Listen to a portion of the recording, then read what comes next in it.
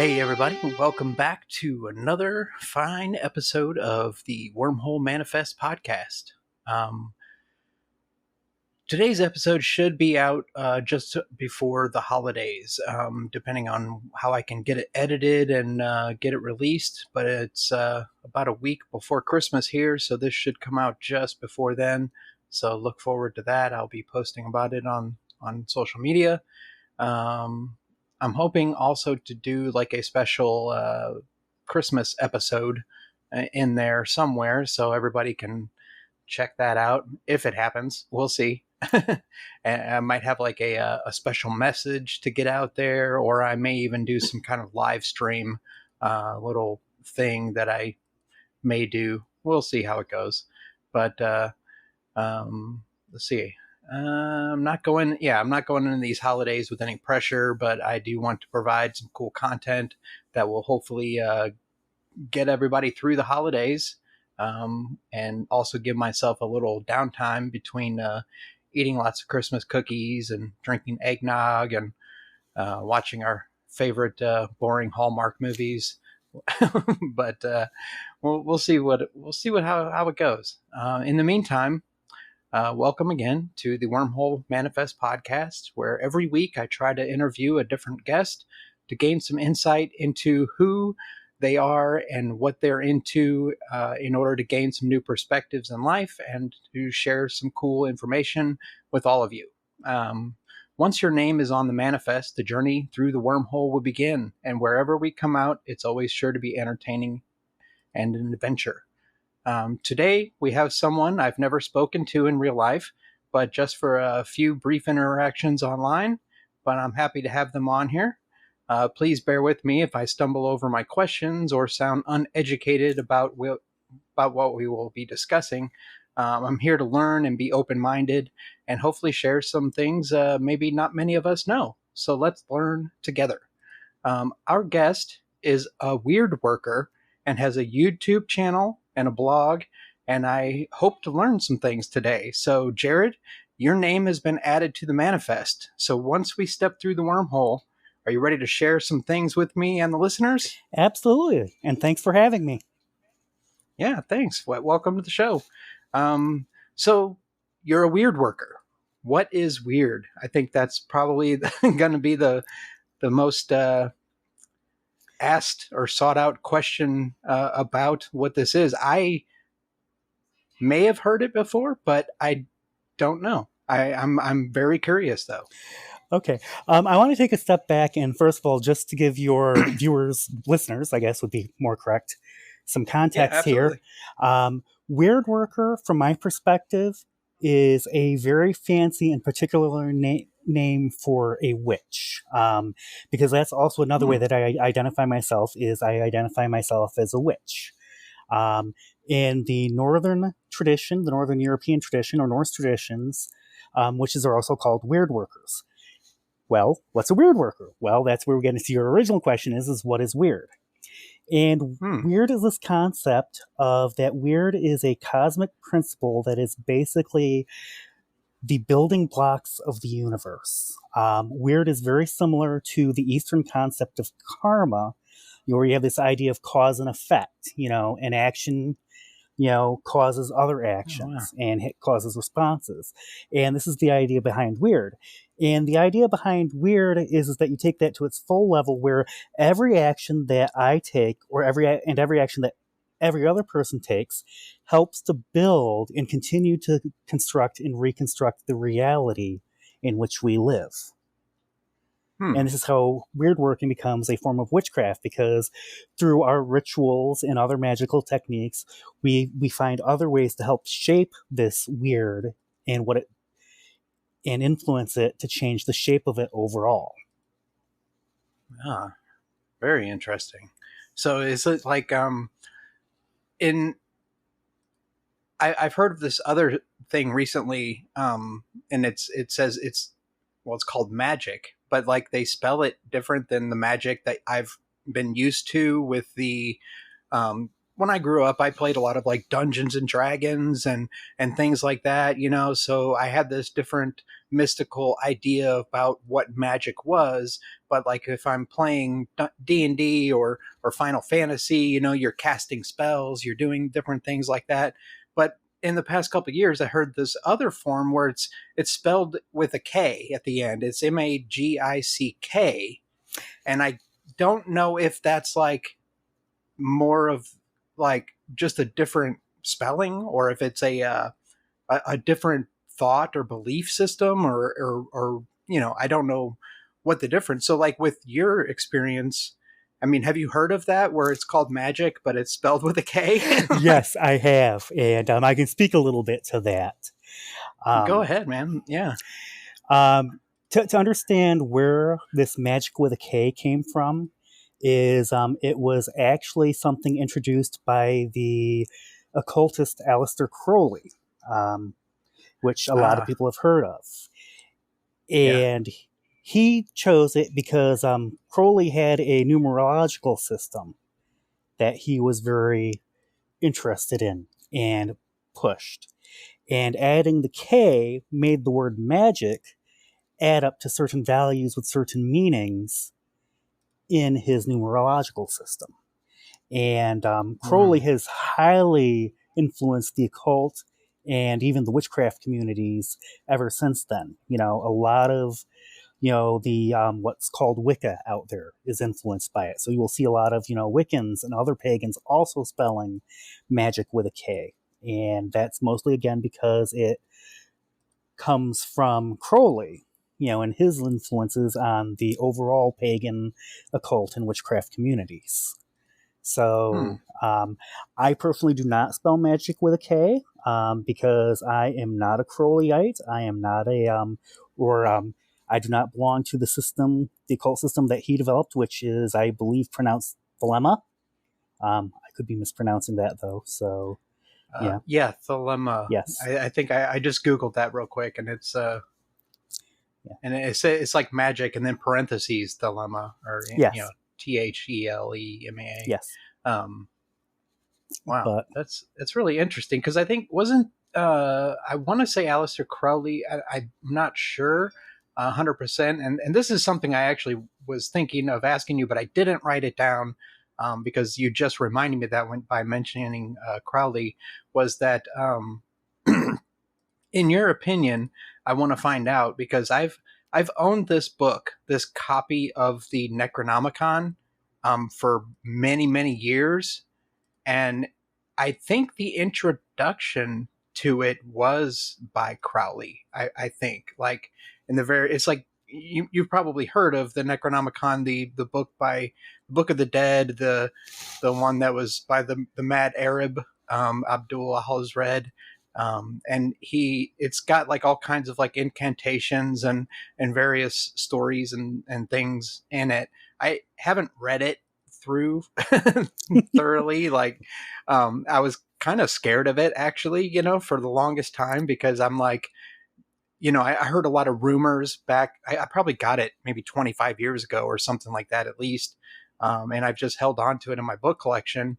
But people were like, yeah, even if you own a copy, that's like a curse on you or something like that, and I'm like, well, it was produced by like an actual book, like, like what do you call it? Like the books that come out from various authors, they have them published, by different publishers, and it seemed to be a legit publisher. And I was like, I don't think there's anything but paper and ink.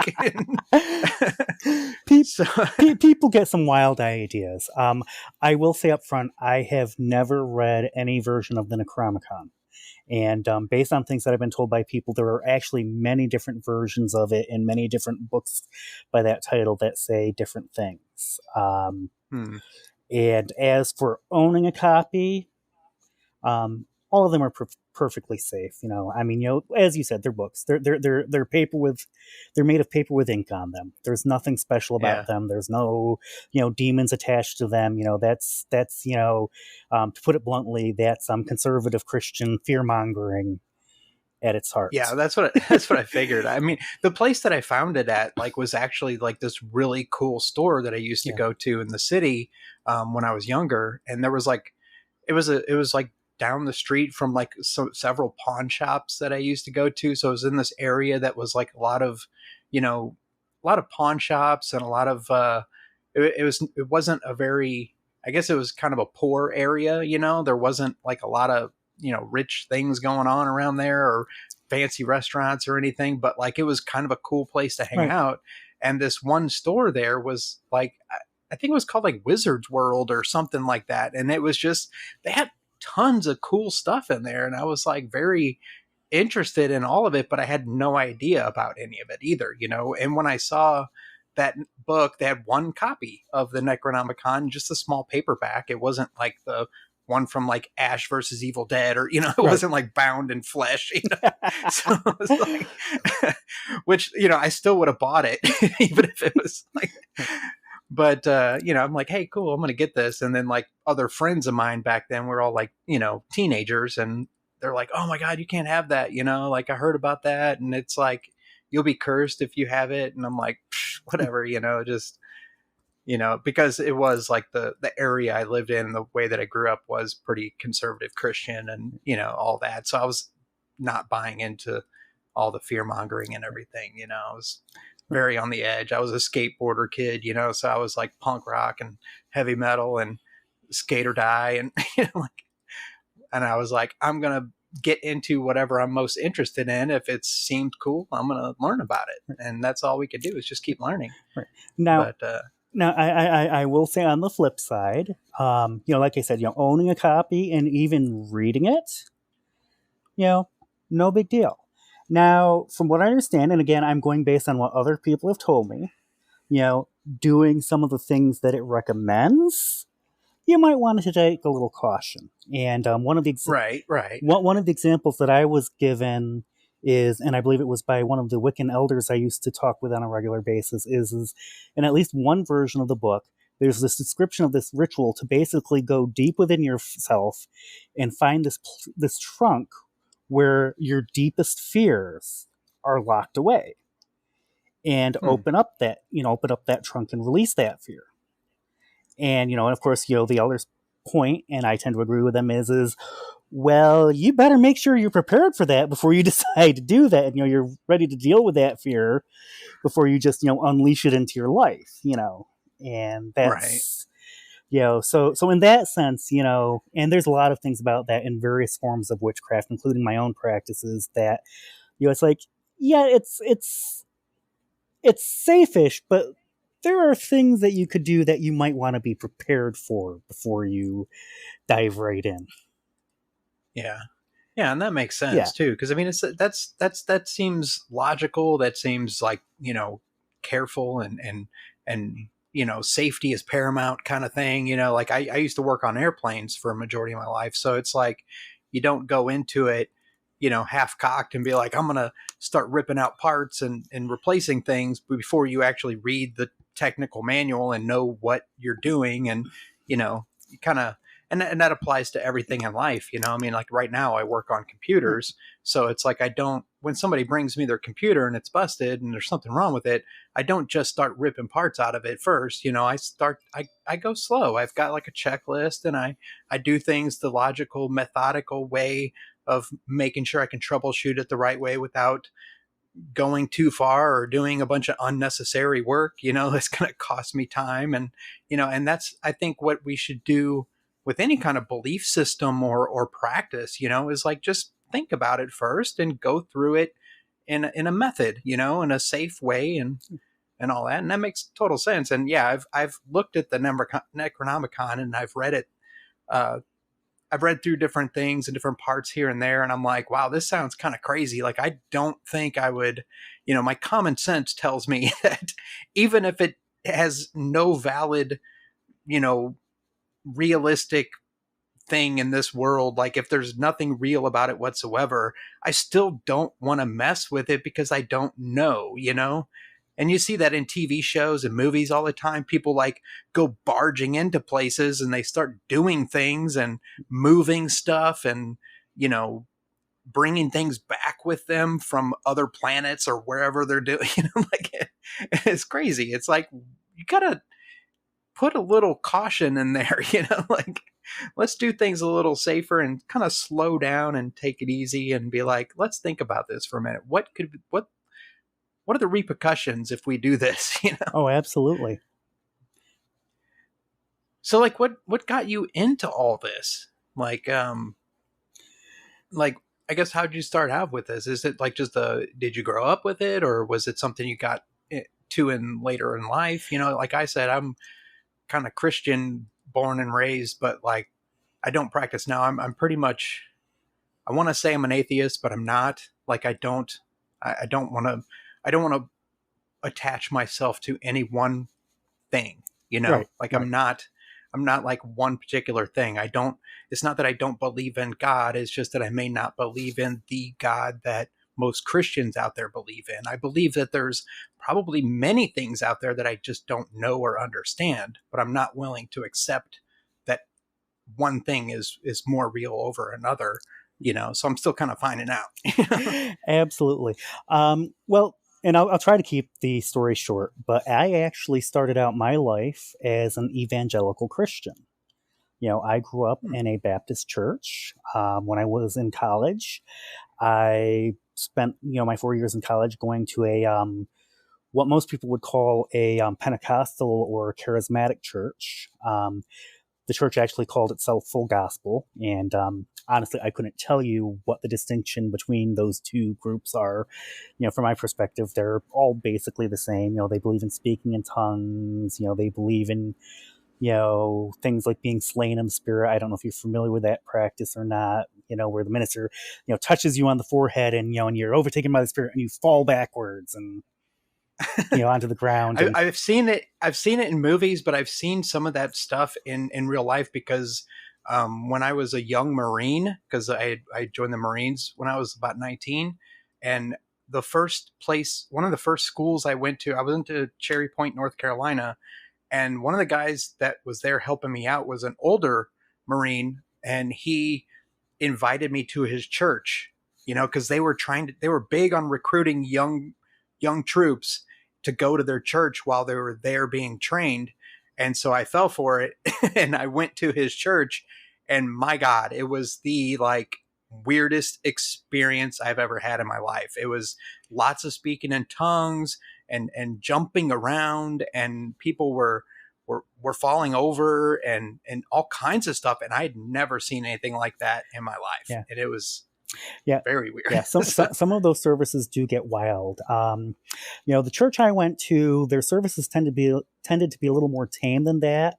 Yes, there were times, when suddenly, people were, singing and praying and, in tongues, and doing their own thing. But, it wasn't, jumping around in the aisles or anything. Most people, stood in place doing this, and, might have been, very difficult if you were trying to follow what people were saying. But, it wouldn't be quite that same level of chaos that it sounds like you experienced. And I know other people have experienced in, more chaotic, Pentecostal churches. So, it's kind of interesting how even in that, realm, there's, a spectrum, if you want to say, of, behavior and whatnot, so, but yeah, so I started out evangelical Christian.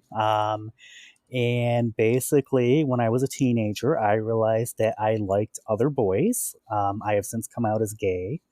In fact, I finally came out my senior year in college, just before I graduated from college. I almost didn't graduate, in fact, and probably should warn your listeners about this, but I almost didn't survive, and I ended up coming out. And, I spent about 2 years where I tried to keep both my Christian faith and embrace my sexuality. And a lot of people are very successful at that. And I don't want to take anything away from them, and their accomplishments whatsoever. It did not work for me. I realized after about 2 years that I needed a clean break because, the religion I was brought up in had completely poisoned me. And if I was ever going to be able to see myself as a valuable and worthwhile human being, I had to find a different path. I had to make a clean break from the Christian religion. And again, like I said, that was just my choice. This is not a, all Christianity is bad, moment or anything like that. This is what I had to do.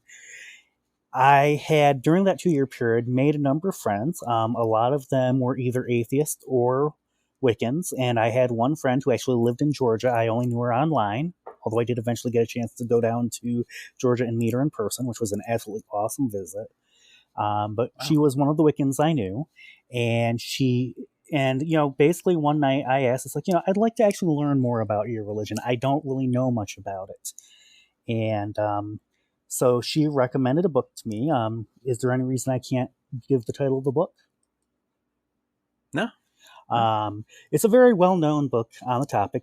It's called Wicca, A Guide for the Solitary Practitioner, and it was written by a man named Scott Cunningham, who also happened to be gay. Sadly, he is no longer with us. He has since passed on, but and I fell in love with this book in many ways, and I just realized that this was more the correct path for me. Now, I will note that, I am not Wiccan, because it wasn't quite the right path for me, but that's what got me started, and I started exploring different things. I started with Wicca. I explored Druidry. I explored Norse Reconstructionism, and I eventually realized that, I am a Norse witch, or as I like to say, a Wyrd-Worker, who is devoted to the goddess Freya. And that's the very Cliff Note version of a much longer story that took many years. Yeah, I'm sure, it just sounds like it's one of those, the path to like discovery of, finding out, it's very deep. I have similar tales of me getting to where I'm at, and it's just, I could go on forever, like telling it, but like to sum it all up, no, that was great, man. Like I appreciate you sharing that information. That's like a, it brings a lot to mind about different things as far as like, like I said, I was brought up kind of Christian, and my mom was one that would do things like speak in tongues and whatnot. Okay. But like I more or less related it to like mental illness, because there was a lot of other very obscure things that she did, and it was just like, we went to all different kinds of churches. When I was very little, she dragged me around with her, like I was her baby boy. Like I was the youngest of 7 kids, and most of her children up to that point had been taken away from her and put into foster homes. And so all my brothers and sisters that are older all grew up in different places, and I was the only one that, was brought up at home. So like she held on to me and dragged me around with her to all these different things that she was getting into at the time. And I got to witness a lot of very, very different things that, probably a lot of my friends, didn't experience. So it's like, and I had to like, she babied me quite a bit. And I was also very sick as a child. So like I had to eventually break away from my mother and find my own path kind of thing, and so like I can kind of relate in a way, but there was a lot of mental anguish and things going on because I had random brothers and sisters from different households coming into our house once in a while, and it was just very, just a lot to deal with, like, and I was my own self, and I was going to school, and I was doing terrible in school too. And I ended up dropping out in like 7th grade because of all the turmoil that was going on at home. My dad was an alcoholic, and just all kinds of crazy stuff. So it was just, you can go on and on and on about like what brought you to this point today. I appreciate meeting you and knowing that there's another person out there who probably had like, you dealt with your own things too, coming up to where you are. And I commend you for for being who you are, because I look out there and I'm like, there's a lot of like, especially with Christianity in itself, it seems like there's just a lot of, I mean, my thought process has been that Christianity for the longest time has killed more people in this world than any other religion known to man, like in the history of our planet. And it just seems like, why would I want to be a part of something that's about this kind of control where you're not free to be yourself? And I can see that with other people, them having a difficult time being who they truly are, if it is something that's slightly different than what that like faith or religion believes in. And especially with, like you mentioned, being gay, like I was brought up thinking that, I was told that, don't be gay, that's just, it's like something, Right. And it's just like, why would you tell anybody not to be who they are, and even being a person that like joined the military, was during that time of the whole don't ask, don't tell kind of thing. And that was very like, I didn't get it, like I was like, if you want to be who you are, because before I joined the military, I worked plenty of different jobs, and I worked with plenty of people that were like LGBTQ before the letters and, and all that, and it's like, you just knew, and they were, to me, just another person, and we're different. And it was, I accepted it, I think. And it was like, then I go into the military, and they're like, yeah, if you think this way, just don't tell anybody. It's like, why, but like, I mean, if I'm not used to talking about this kind of subject matter, so like, if I do or say anything that offends you, just let me know, and I will correct myself, because I want to, definitely be open-minded and, right. and all that. And, so, but like, let's see, where should we go from here? There's just a lot of stuff we can talk about. So with the whole thing, here's something I wanted to mention. With what I've heard in the past is like, there's a difference between witches and warlocks. Is that something that even applies today, or is it like, is that even? This is a somewhat complex topic. There's the common view among pagans and witches, and then there are a few dissenting views. The most common view that, especially was popular in the 70s, 80s, and I'd even say 90s, is that warlock was a dirty word. And the reason for that is that warlock, according to the most popular etymology of the word, actually means oath breaker. And a warlock, according to this explanation, was thought to have been someone who betrayed his oaths to his coven and betrayed his coven. And that could be right up into, including back, during the times when, witches were persecuted, reporting your other coven members, to the religious and government authorities to be persecuted and prosecuted for witchcraft. So, and in this way of thinking, regardless of gender or lack thereof, because let's not forget the binary and agender people. Right. They, them. Yep. Everybody is a witch. Now, there have been some men in some communities that have decided that no, they actually do want to reclaim that word warlock, and they do identify themselves as warlocks. So, so like I said, it gets complicated, and I've heard some people challenge the etymology, and that actually warlock comes from the name, and I forget what the name is, but it's a Old Norse term that is the name for a summoning song for summoning spirits for certain Norse practices of witchcraft.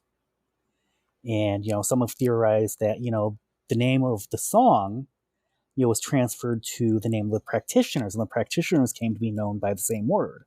And as that went into the English language, it became, rendered warlock.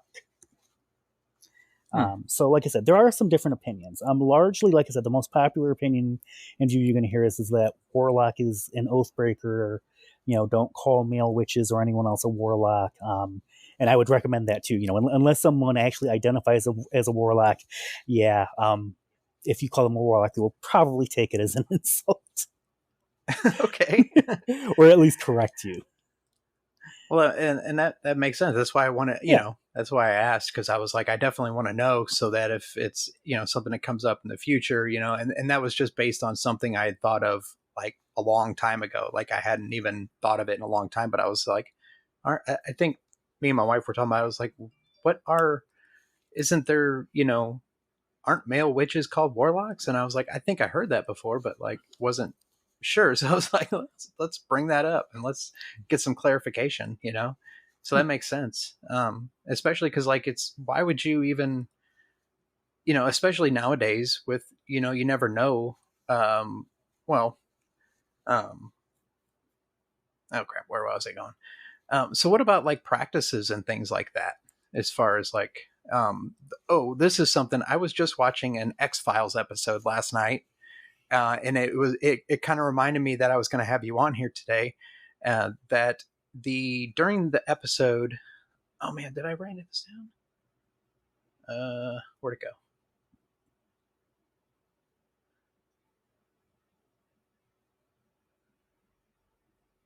Oh yeah, there it is. So yeah, this guy, I guess he was like an Appalachian man. He in this episode was like season 7, episode something. Crap, where'd it go? Season 7, episode 14. And I'm a big X-Files fan because I love sci-fi and I've been into X-Files. I started when X-Files first premiered the first day in 1993. I had my VCR ready and I was like going to record it because I had been reading about the show coming up and I'm like, ooh, that sounds really cool. I want to start taping every episode because that's just how I was back then. I was like, record everything cool that's new that's coming out that I'm going to be into so I can have it forever and keep watching it. Right. Meanwhile, digital everything in computers has come about and like now you can just download whatever you want and view it. So I've got like stacks of videotapes, in a storage unit. And like most of them probably don't even work anymore because it's like so long. But that episode, it reminded me, I was like, there was this Appalachian man and he was performing these hexes on people. There was like a doctor and he was like, I guess the doctor was responsible for like killing his daughter or something. And so he made these small dolls, like these poppets or something. Okay. And like he put like a picture and a piece of hair and like a drop of blood of the person that he was going to hex in there. I'm like, is there, like, from your experience, is there any kind of like relevance to that whatsoever? Is that like even real? Is that something that can be done, or is it like just made up for a TV show? I'm not sure about in the Appalachian context. Appalachian folk magic is a thing. It is a practice unto itself, and it's one that I know absolutely nothing about. I will be honest with you. Poppets, from what I've heard and what I know, I've always thought of as more of it as a African tradition. From like Voodoo or Santeria or Candomblé, which is I believe that one is from Brazil. And those traditions, yes, do involve hexing and cursing. And really just about all witchcraft traditions had the capability of doing this.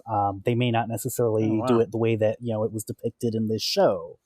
In fact, one of the things that, again, one of the Wiccan elders that I knew, you'll find that while I'm not Wiccan, I've been influenced by a lot of, Wiccan people that I've met, especially people who are initiates of like, traditional covens, like, the Gardnerian tradition or Alexandrian tradition.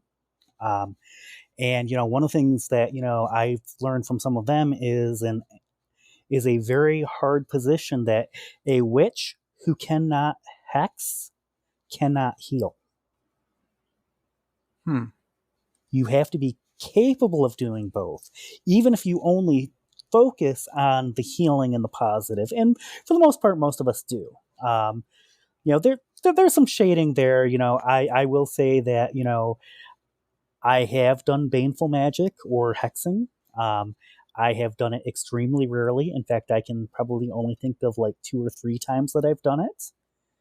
Because it's not something that I enjoy doing it, and it's not something that I want to dedicate my life to doing. And I think I'll mention this. There's a great quote that actually talks about this consideration that Kvedolf Gunderson, who is, again, practices magic in a Norse context, and is very well known because he actually is one of the people who was key in the founding and development of materials for the Asatru organization, the Troth. And in one of his recent books, I believe it was The Teutonic Way Magic, he described this thinking as, that you have to be able to take this position if you're going to do baneful magic. That, and I'm paraphrasing here, so this is not an exact quote, but it's close enough to that it gets his message across that, yes, I have chosen to cause harm, but I am doing this in the hopes of preventing a greater harm.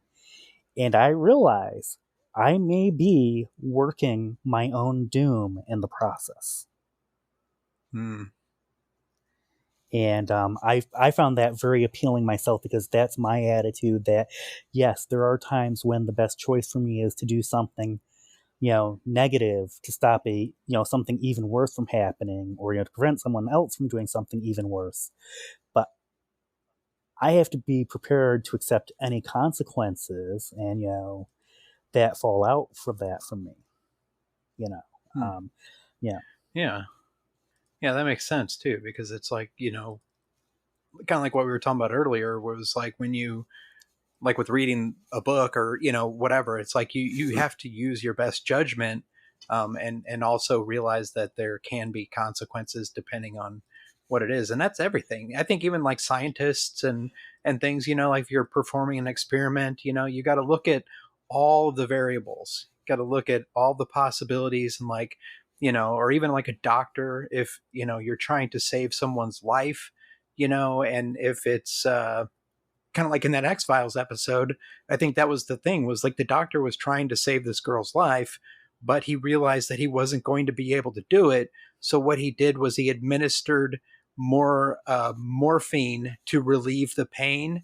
And it basically ended up like euthanizing her, because, it was too much, but she was in so much pain. There was, it's like a balance, like what do you do in that kind of thing? And what do you do with any kind of scenario or situation or practice or anything? It's like you got to use your best judgment and kind of make a call and say, this is what I think is the best thing to do in this situation. And that's what, Yeah. And that's the thing with like being a Marine, a former Marine. Our thing was improvise, adapt, and overcome. That was like our motto, was like, no matter what the situation is, you have to take in as much information as you can, make the best decision, and then perform to your best ability to get through whatever it is that you need to get through, to make it to the next day, or to accomplish the mission, kind of thing. Right. But so yeah, it all makes sense. We're going to take a break real quick. I forgot to mention this earlier, but like every 30 minutes or so, I'd like to take a quick break, just so I can split the recording and stuff like that. And then we will come right back. Everybody stay tuned out there. We will be right back, and listen to my cool sponsored ad for anchor.fm. Enjoy.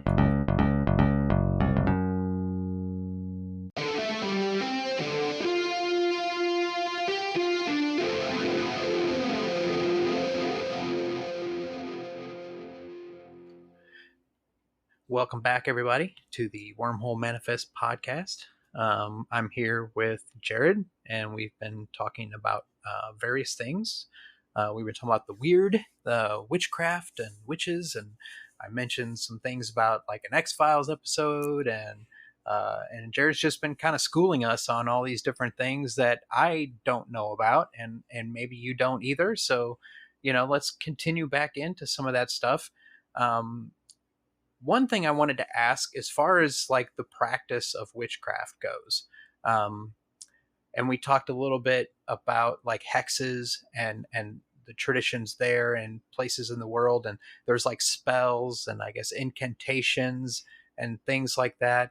um, where in all of that comes the things that have to do with the earth itself, like as far as like astrology, like where we are in the universe, and like the solstices and the position of the moon and all that? Like, can you enlighten us a little bit about some of that? Because I have always heard like now is coming into like the winter solstice and things like that, but like I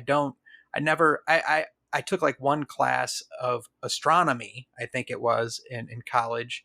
But and then I know several people that are into astrology, which is like reading like the the planets and your what do you call it, like your sign. Like I'm a Gemini because I was born Yep. in June, and all that. Does any of that play into like some of the stuff that you're into? Like, how much do you know about that? Like, um, I know I know a little bit about a that's lot of probably too different topics. complex. Yes. I think one of the things to be helpful here is that, first of all, the definition of witchcraft is very loose. Um, I tend to define witchcraft as any magical practice can potentially be witchcraft. Now you have to be careful with that. There are magical traditions out there, especially, say, the African magical traditions, that do not wish to be referred to as witchcraft. And there are a number of reasons for that, and I understand their reasons. A big one is that because white witches, like white people in general, tend to be very appropriative, and basically go, oh, this is a neat thing out of your culture, let me grab it and make it my own. Yeah. And they are very understandably upset about that. The flip side to that is that a lot of this has to do with colonization, that witchcraft is a European word, and that Christians decided that all witchcraft is evil, and they started taking Christianity back into Africa and other places where non-white people lived, and looking at their spiritual practices and their magical practices and saying, well, that's evil, that's witchcraft. And so again, non-white people, especially black people, took great offense to this, understandably. Yeah. So they don't want to be associated with that. The one downside of that I do find is a lot of non-white people have accepted that Christian idea that witchcraft is inherently bad. So there's sometimes this knee-jerk reaction of, well, my thing's not witchcraft because it's not evil. And it's like, well, I do practice witchcraft, and I practice a North European version of witchcraft, and it's not evil either. Or at least not inherently evil. I mean, they're, witches are a complex topic, even historically, and not all witches have been pleasant people, and and honestly, there's always been some level of distrust, even when they were not outright hated. For example, the Spaconas, which were a type of magical practitioners, in Northern Europe, particularly like Iceland, Greenland, and those areas, they traveled, and their services were greatly valued by the village when they came around, and the village would seek out these groups, help. But then they expected them to leave before nightfall because the village didn't want these people in their village after night, because who knows what else they would do, because witches in general tend to not live within the bounds of typical civilization. We are very much the type that says, yeah, I'm not sure I buy that particular social norm. I don't think I should hold to it as tightly as, someone might say I should. And that tends to scare people. And we're empowered to do that. And that kind of scares people. It's like, when you realize it's like, yeah, you love that power when you want, when you want the help, but you're afraid of what, one might do with that power otherwise when they're not helping you. So I get it. It's like I said, it's a very complicated relationship. Anyways, sorry, that was a bit of a tangent. No, that was good. It was very informative. It makes sense. But witches are also very utilitarian. We love our tools and we love picking up our tools. And I'm not just talking like physical tools, like, our ceremonial blades. I'm talking our tools like, astrology, is astrology witchcraft? No. There are people who do astrology of all religions and of all spiritual and magical practices. But do some witches make use of astrology in their practice? Absolutely.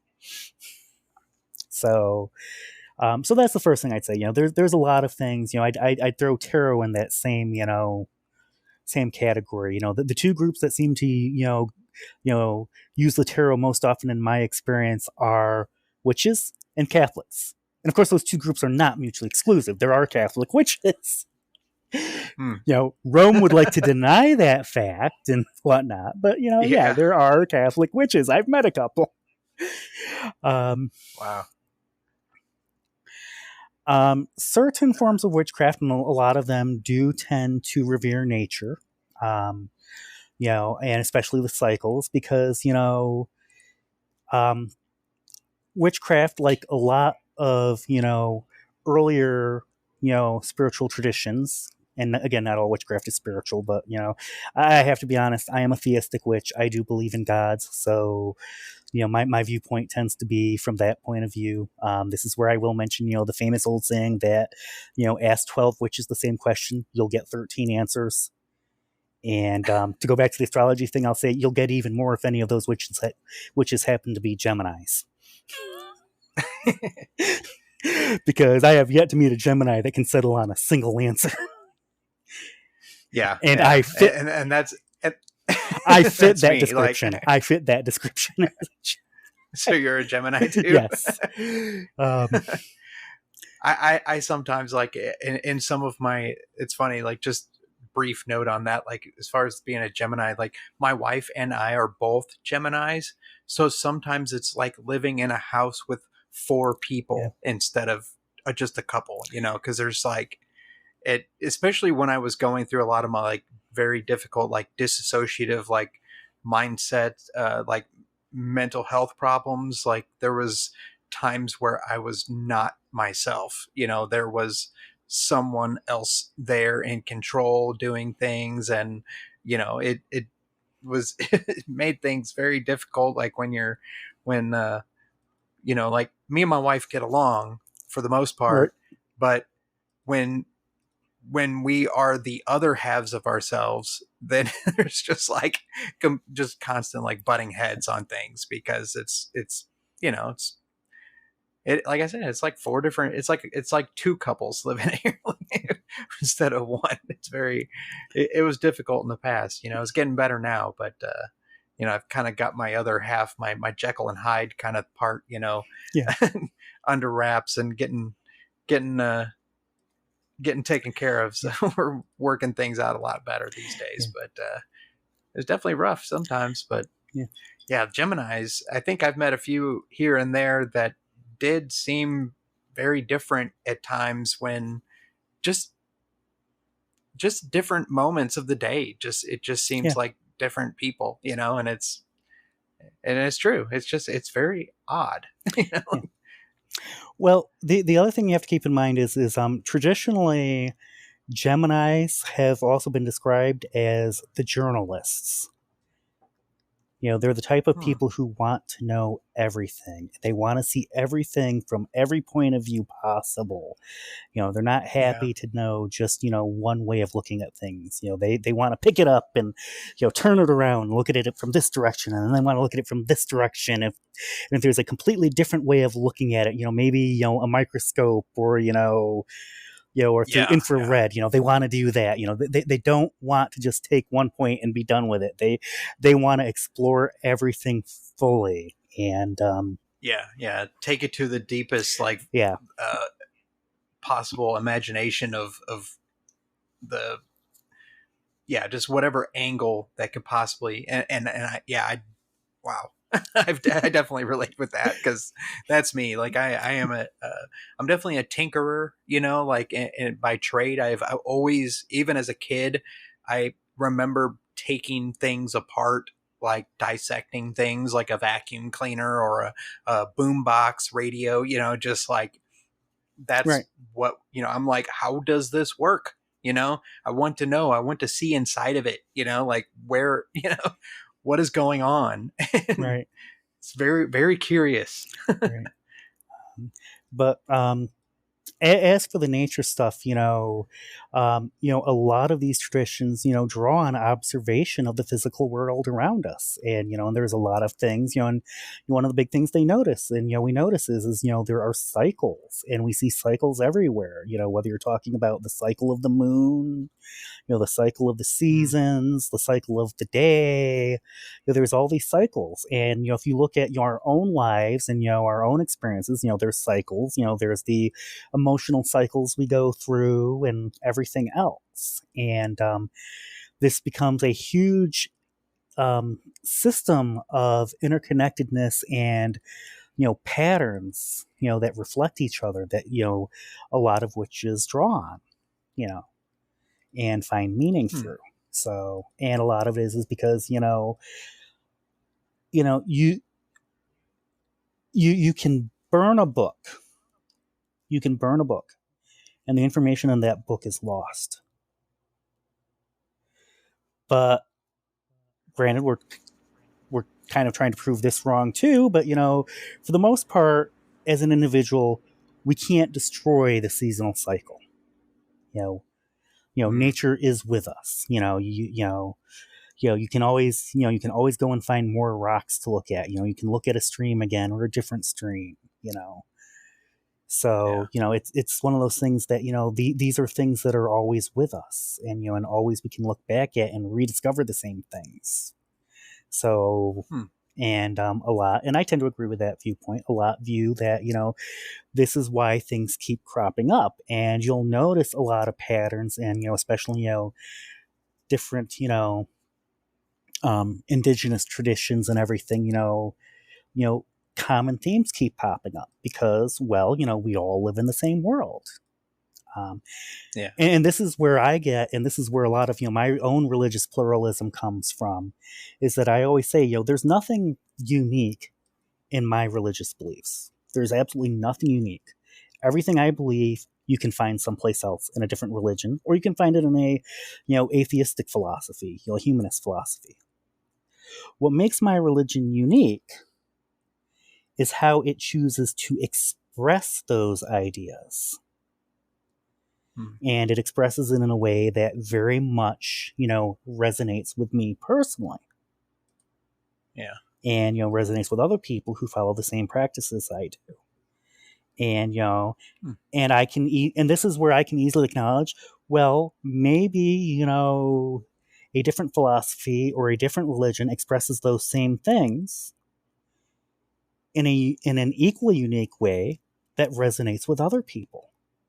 And I'm okay with that. I'm okay with that. And that's where, you know, I'm personally, you know, more concerned about, you know, okay, what does this, you know, I don't care so much about, okay, what does this person believes, as what does this person value? You know, what's important to them? You know, what, and that eventually goes down to, okay, you know, what's their idea of what's right and wrong, you know? And there's even room for disagreement in there. You know, it's, you know, we all tend to prioritize things slightly different, but, you know, there are definitely, you know, clear things that, you know, okay, hopefully we all value human life. We hopefully, at least I'm a very big, personal autonomy. Personal autonomy is to me, the only religion I cannot accept and stand is authoritarian religion because it is hostile to personal autonomy. Hmm. Yeah. So. Yeah, no, wow, that makes a lot of sense. Yeah. It I think we kind of align on a lot of that.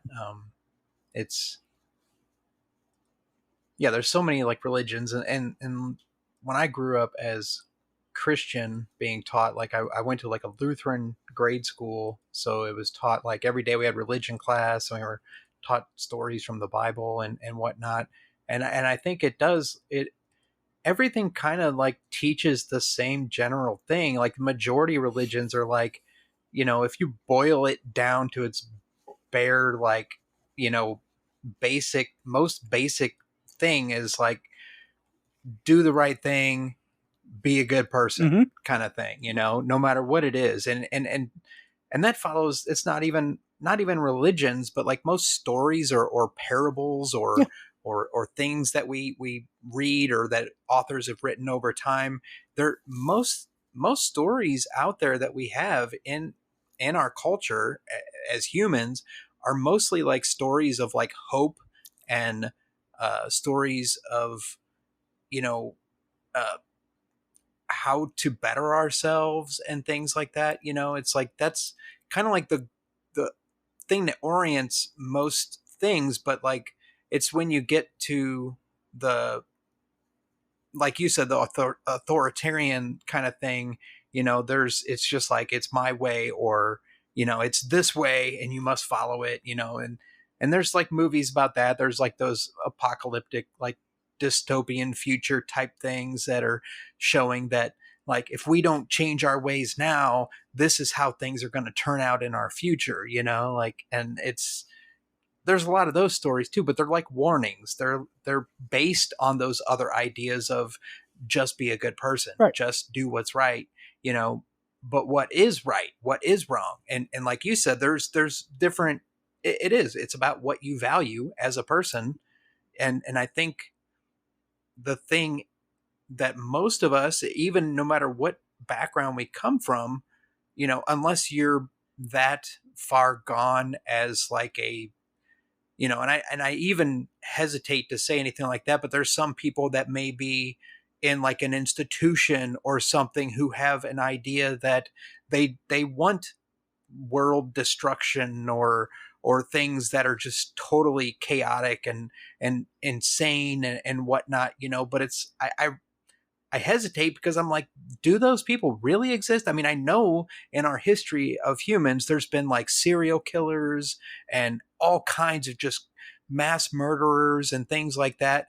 But part of me is like, maybe that person just has like a mental illness, or there's some other. I don't want to excuse the actions, but I think there's something there that can tell us why it happened, kind of thing, like there's it's not to excuse it, because yes, it was wrong, like people like now, like recently, people going in and shooting up schools and stuff. That's not cool. I just talked to my own kids the other day about the last school shooting that we've had, and I'm like, that is just not, it's not okay. Like, there was something wrong with that child that took the gun into the school and did this action. Like, he fulfilled the action. He went through the whole process. He acquired, I mean, he had a gun that was given to him by his parents, as a Christmas gift. And then he acquired ammunition online or something, and his school tried to contact the parents, and the parents dismissed it and told the kid not to get caught, So it's like, where was that huge disconnect? Obviously the parents not talking to the kid about whatever the kid's mental health issues are, to address these issues, but they're condoning it at the same time, saying like, yeah, you go, you're like, we're going to get you a gun and whatever, I'm like, this is insane. This is not right. This is something that should not happen. So I was talking to my kids about it, and I'm like, look, if it's like, if you have some issues where if you ever feel like you want to go into a school and start like shooting your friends and stuff, please let's talk first. Like, let's figure out why you feel like this, because that is not okay. Like, and that's what more parents out there, I feel, should be doing with their kids, because I mean, I don't want to get into like gun rights and gun laws and all that stuff, on this podcast. But like, I mean, I may in the future. I'm a trained Marine. So like, I have shot every weapon known, and I'm very good at it. Do I own a weapon? No, I don't.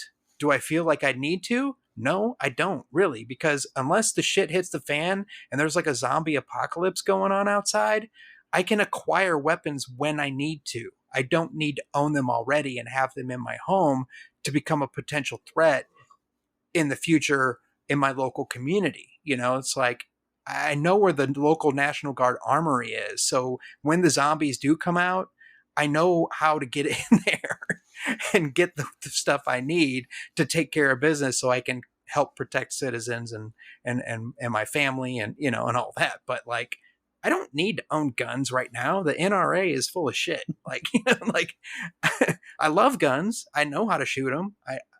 But I don't need them. I have a samurai sword. That's about all I need right now. Like, I think that's what, like, when every kid is born, they should be issued a sword. Okay. Or some kind of knife. Okay. And then we should go through like the first like 10 years of our lives learning how to wield a blade. It just evens the playing field, makes it fair. Not just walking into a school with a gun and shooting up everybody. There's no honor in that, like, it's just, that's ridiculous. But I don't know. I'm going off on there, but yeah, the whole right and wrong thing and all that, and with religions and stuff, it's just, there's so many different things going on in our world, and there's so many different belief systems. I think it's cool when I meet people that are into a particular belief, whether it's atheism or even, Christianity, if they go about their daily lives and don't like force people to see their to think how they do.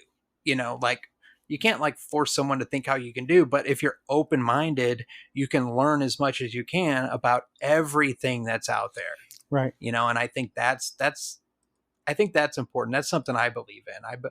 I'm not like any particular religion, like I mentioned at the beginning of the show. Like, I'm just open. I'm open to learning what's out there, and whether that's, if it's science or if it's faith or if it's some kind of deity or something, I'm not going to dismiss it. If I'm standing there and I'm like, doing some random thing, and all of a sudden some kind of spirit or thing appears to me and says, this is what's going on, I'm gonna be like, all right, that's cool with me. I gotcha. I'm like, it's almost like I expected something like this, but at the same time, I mentioned earlier too, like, I'm into psychedelics. So you learn a lot of things about like how your consciousness kind of works, and you learn to accept things that may or may not be in this realm. They may not be in this 3-dimensional universe that we know of as our reality. There's lots of other things going on beyond our reality. So we can't dismiss everything and just stick to one thing. Crap. What else we got? Do you have anything more? Like, I want to hear some more. We've got a little bit of time left. It's getting close, but if you have any words of wisdom, definitely, like, let's let those people know out there. And as far as the well, yeah, just go ahead, man, if you got something. Okay. I think one of the things you mentioned, if a deity or some other being just appeared to you, and that actually got me reminded of a question that I often get asked, because I do talk about having direct experiences and conversations with my deities and whatnot, and people constantly ask me, particularly of the atheist persuasion, well, how do you know all of any of that is real? How do you know it's not just all in your head? And and of course, my first answer is, well, for starters, you're giving my imagination way too much credit, in my opinion. So some of the things that my deities come up with and say to me, I have a hard time that just my own brain just comes up with them all on its own. I have a hard time believing that. But on the flip side, I don't think it really matters. Because one of the things, and this is something that a lot of people, unfortunately, because they're used to that authoritarian religion of say and I don't really want to pick on Christians, but and I will specifically narrow it to it's so easy though. I they make it so easy. I will narrow my statement to only talk about the two branches of conservative Christianity that I feel comfortable making this statement about, because I know it's true for both of them, and that's evangelical Christianity and Catholicism. They are both very authoritarian, and this idea that and they have this very strong idea of the God, or in the case of the Catholic Church, the Church said it, and that settles it, and that's that. Right. That's not how my gods operate. That's not how my gods operate. They do not expect slavish obedience. They don't expect me to, check my critical thinking skills at the door just because they said something. And as a result, and part of that is because I think our experience of God is filtered through ourselves. So it is not necessarily what I would call a pure, direct divine revelation. It's okay, my own state of mind and my own preconceived notions and my own biases influence what I hear and what I perceive my God saying to me. And the messages that they give me. But the thing is I do apply critical thinking to those, and I look at it and say, okay, what kind of messages am I getting? To borrow some Christianese, what are the fruits of these messages? If I listen to these messages and act on them, will the world be a better place? Will I be more compassionate? Will someone else, benefit from that and maybe he have a better life because of it? And my answer is if the answer to those questions are yes, does it really matter whether, it literally was a God who spoke to me?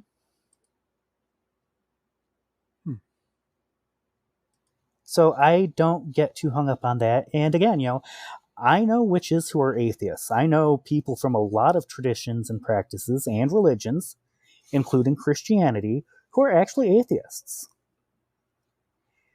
They don't believe in a literal deity, but they have found a message in that religion that they think is worth embracing. Whether or not, the God, behind, who is allegedly behind that message really exists. And that, dovetails back into what I was saying earlier about I care much more about, values than I do, beliefs, Yeah. And I will say that, witchcraft tends to be orthopraxic. I'm not sure if you've ever heard that term before or not. Orthopraxic or orthopraxy means a focus on practice. And it's as opposed to orthodoxy, which is focused on correct belief.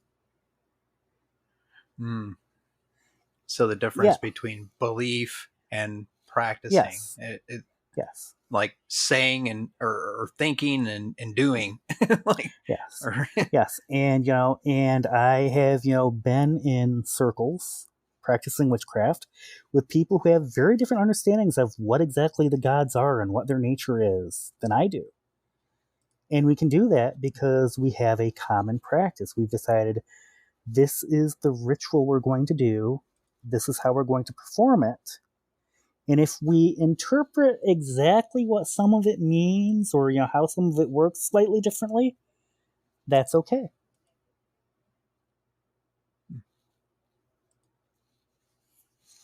Yeah. So that's good. I like that. It's like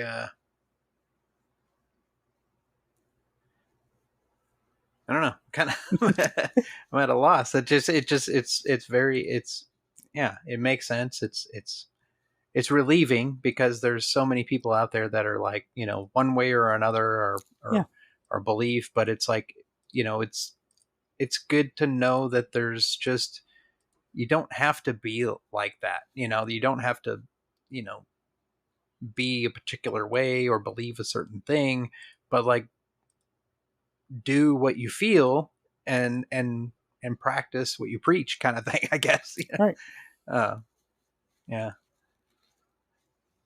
So that's good, man. I'm trying to think if I have any other stuff to ping your brain about. We're kind of running up on time here, but wow, so much information. It's like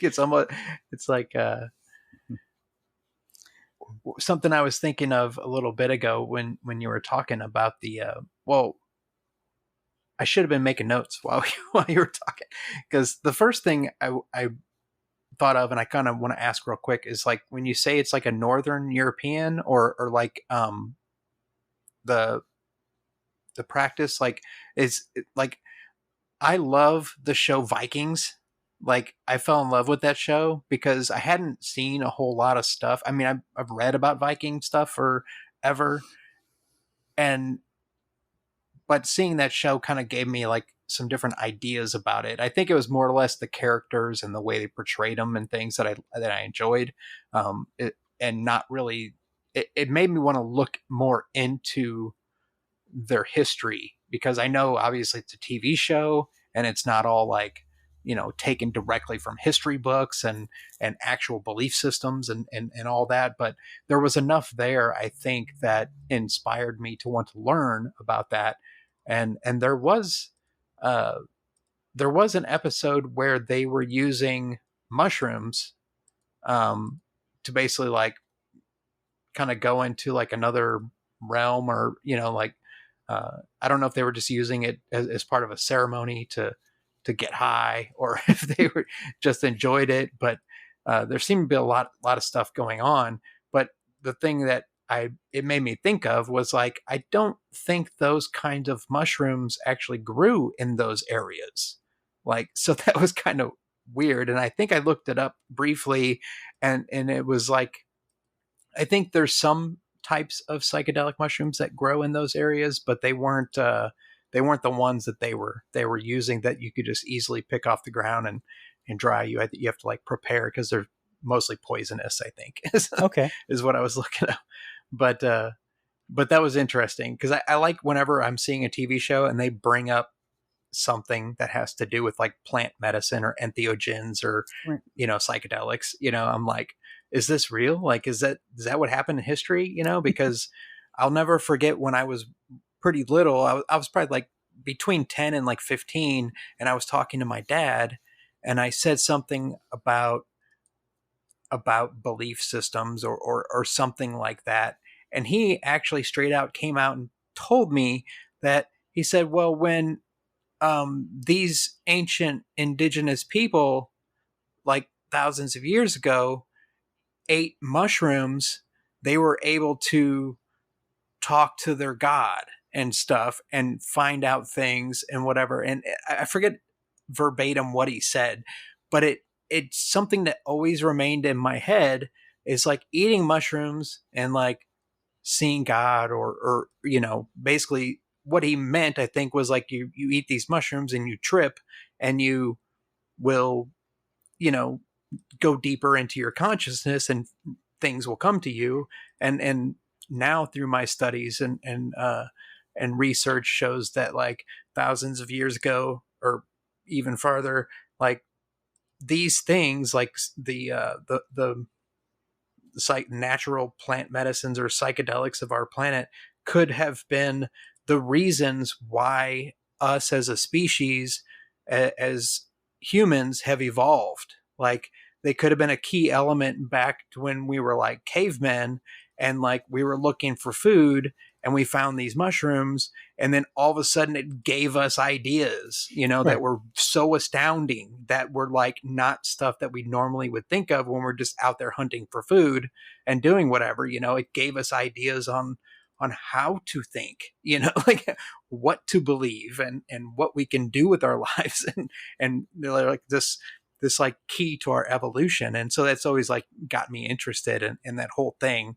and about us as humans and how we have progressed into all these different things that, where we are today, with all of our religions and all of our belief systems and our politics and the way we live, like the things that are driving us crazy today in our modern technologically advanced world are the going to the office and working a 9 or 8 to 10 hour job, in a cubicle, typing on a keyboard, when 1,000 years ago, we weren't doing that kind of stuff and we were fine. Now we have all kinds of mental illnesses and anxiety and depression and all these things, because we're constantly on the go, like go, go, go, succeed, succeed, succeed. We got to keep doing what we got to do to make the money and do all this stuff. So it's like, I think by kind of going back to some of those older traditions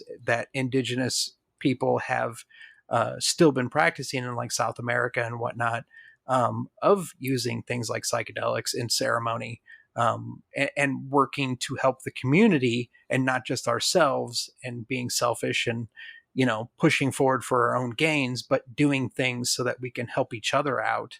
I think that's some of the things that I think will help our society. And that's what I think, the past 40 years or so of the war on drugs has set us back as far as the research goes, and as far as the ways that we can treat people with mental illness and autism and all kinds of things.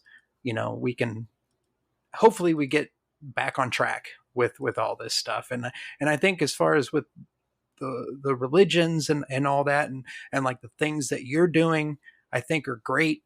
Like, I think it shows you, I don't know. I think it's great because it's something that, like, from what you've told me, it seems like it helps you keep that open mind, and it keeps you believing, and faithful in humanity, that we can be more empathetic and more, caring towards others and things. And I think that's something that I have gotten out of this conversation, at least, is that, it's not, witchcraft is not this demonized thing. This, the stigma has been there and planted, just like with mental illness, that, if someone was autistic 50 years ago, they may give them a lobotomy or lock them up in an insane asylum, and the same thing with witches and stuff like that. Like, hundreds of years ago in this country, when we were first being founded, they were having the witch burnings and things like that. When, there may have been other aspects of that. They may not have been even into witchcraft. They may have just been someone who had like a mental illness or something, but they didn't know how to treat it. So they called him a witch because of Christianity and evil and all this stuff. And, so it's just a lot of different areas and a lot of cool things to think about. One pedantic point, witches were never burned in the United States. They were either hanged or crushed. Ooh. Yeah. Burning was more of a European thing. And I believe a continental European thing. I think even in England, hanging was the more common punishment for those accused and convicted of witchcraft. Not that, one form of killing is necessarily better, at least from a moral standpoint. Right. But yeah. Well, it's definitely, a good clarification, because it's like, once again, there's rumors, and there's the things that have been passed down through rumors for generations, and all that, the Salem witch trials and all these things. That show was really good. I liked it. there was a show called Salem, I think a few years ago. I heard of it. I have not yet watched it. There's a number of shows I need to watch. Yeah, you should check that out and get back to me. Let me know how close it is to anything that you've learned. Yeah, but it was very dramatic. That's a whole different topic that we didn't get time to talk about, and maybe someday we ought to go over that one too. Sometime is popular culture representations of witches and witchcraft, and that would be good. That would make some good content, because at least we'd be like comparing things and putting the some of the rumors to bed, saying that like this is what the majority think, and if you have other info from your research and all that, we can like kind of that would be really cool. For one example, since it has come out recently, I liked The Craft Legacy much better than I liked the original movie, The Craft. And I thought that they made some changes to the second movie that were just absolutely amazing. And I don't hate The Craft either. I think that, you have to go into that movie, and most movies, understanding what it's really showing, and, where some things may be accurate, but a lot of it is very inaccurate. And, and and of course, and that's the other fun thing we can talk about on that is just the unrealistic expectations, particularly the first movie, gave a lot of young teenagers, who suddenly wanted to flood the Wiccan and witch chat forums on the internet, wanting to find out how to do that spell to change their hair color or their eye color. And what's interesting to me is my views of, teenagers running in and asking those kinds of questions has changed very much. At the time, I was very annoyed with those questions, and, was probably a bit mocking of the ones who asked those questions. And, as I've gotten older and even, wiser and even a little more mellow, I've looked back at that and said, if I were to, run into such a person today, how I would respond to them would be very different. And, like I said, that might be another fun, interesting conversation if we ever do, get back together to talk about, witchcraft depictions in popular culture. Yeah. Definitely. That would be really good. Well, I think we do need to wrap up here. Unfortunately, it's been great talking to you and getting to talk to you for the first time and meeting you here. So again, thank you for having me. It's been a great conversation. The internet's a wonderful place. It's like it's reaching out across the globe to people that you never knew or thought you would meet. And here you are. So, let's see. Do you want to give tell anybody where to find you on social media? That's usually a thing that we do, but, or shout out your YouTube channel and things like that. Yes. The best place to find me is actually on Twitter. I'm Jared H. That's Jarred H, obviously. I do have a YouTube channel where I talk about witchcraft and particularly pagan theology, because, as I said, I am a theistic witch. I am a witch who does believe in gods, and and my belief in gods is central to my particular practice of witchcraft. The name of the channel is a Wyrd-Workers Wisdom. Wyrd is spelled Wyrd.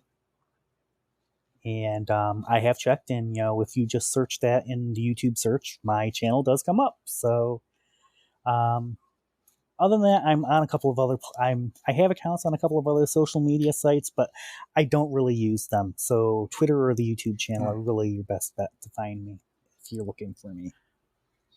All right, great. Yeah, and I watched one of your videos recently, like just because you told me about it, and then I went and checked out one of them. Okay. And now I'm wondering which one it was. I think it was the I forget. I got it pulled up here. I don't want to name all of them. We're running short on time, but yeah, everybody out there check out his YouTube. let's see. And I want to give a shout out real quick to @Tayrel713. He's host of the Stays Crunchy and Milk podcast. He was on my last episode that you'll be hearing pretty soon, probably before this episode that you're listening to right now comes out, because I still have to edit it and get it out there because we just recorded the other day. I think that's a wrap. Thanks, man. Thanks again for being on here. I appreciate you coming on here and sharing your wisdom about these things. I definitely look forward to learning more from you. If you want to be on again, you're definitely welcome to be on here, and we can work out a time and a date and all that, and get this information out there to the people that hopefully will be interested, because I'm interested. Thank you. And again, thank you for having me. I've really enjoyed this conversation, and I hope that your listeners enjoy it as well. Yeah, thanks, man. All right, everybody, thank you for listening. Thanks to all the people that are supporting the show so far. And if you want to find us, we are on Twitter @WormFestPod and Instagram and all that. And there's a website, the Linktree linktr.ee/wormhole_manifest. I need to get a regular www website soon, but that'll work for now. Jared, thanks again, man. Everybody out there, thank you for listening and tuning in. Stay tuned for more interesting episodes where we will hopefully be covering lots of other cool content that I'm interested in, and hopefully you are too. And hopefully we can, if there's any issues out there, I want to definitely tell everybody out there, I want to make it prominent that if anybody out there is ever feeling so far gone and at the end of the rope or the bottom of the hole or whatever, if you ever feel like harming yourself, please don't. Please, there's a number you can call, and I can post it on the link to the site. And I did on the last episode. It's not worth it. You are worth it more. Your life matters. And I care about you. I have been there, and I don't want to see anybody else feel how I felt then. So please, do not hurt yourself. You matter. You matter to me. You can email me or message me. I am more than happy to talk to anyone who is suffering from depression or anxiety or any kind of other mental health issues. You're not alone. That is the thing. You are not alone. So please reach out, because there's people that care, and yeah, you're not alone, and I can do whatever I can to get you through this. So hang in there. Everybody, thank you for listening. Jared, thanks again, man. Thank you.